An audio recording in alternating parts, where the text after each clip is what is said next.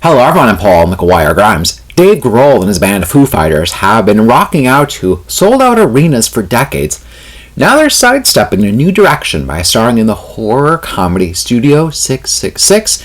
It's in theaters and I want to talk about it. This is Paul's trip to the movies.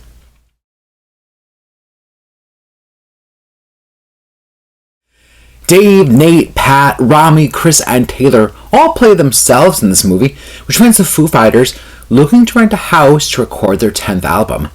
Now they want to record somewhere different, somewhere unique. And they found a house when a realtor, played by Leslie Grossman, convinces them to rent out this old, haunted murder house by mentioning that it has some rock and roll pedigree. Now Dave instantly feels some weird energy, but they move forward, setting up a temporary recording space. Now, on top of suffering some writer's block, eerie things start to happen, and a dark spirit inhabits Dave. Dave Grohl came up with this idea for Studio 666, with Jeff Behuler and Rebecca Hughes writing the screenplay. Director B.J. McConnell is another smart choice, as he's directed many of the videos for the band Slayer.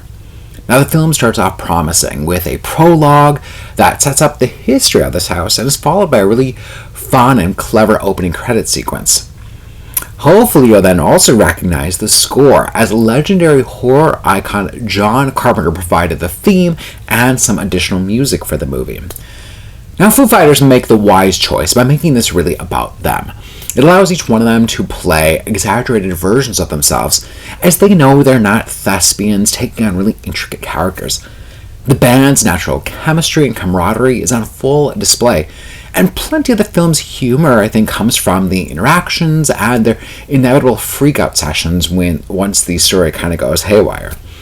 It's fun to see a new, goofy side to Dave Grohl, as he really lets himself just play around, enjoying the genre and the descent of his character. Jeff Garlin has a supporting role as a music exec, and Whitney Cummings also pops up as the cheery, nosy neighbor.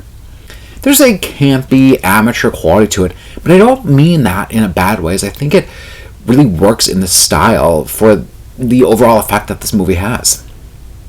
And it still retains a strong balance between the laughs and the frightening elements.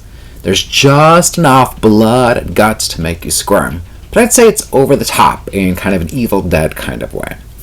Director B.J. McConnell gives Studio 666 a really exciting build-up, leading to this all-out chaotic and trippy ending. There are surprises, cameos, gore, mayhem throughout a lot of this film. I think the Foo Fighters fans should be pleased, as we get to see the band members in a new light, but one not too far away if you're used to their videos and antics. You'll probably understand the commentary that it also has on the state of rock and roll.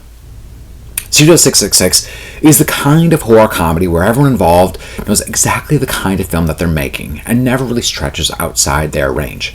I think it'd be perfect for kind of a kickoff for a scary movie marathon if you had friends over. I'm giving Studio 666 3.5 out of 5 ticket stubs. If you like my review today, check out my interviews with the Foo Fighters. This was an incredible interview. I had a blast talking to them. It was fantastic. So check out those interviews.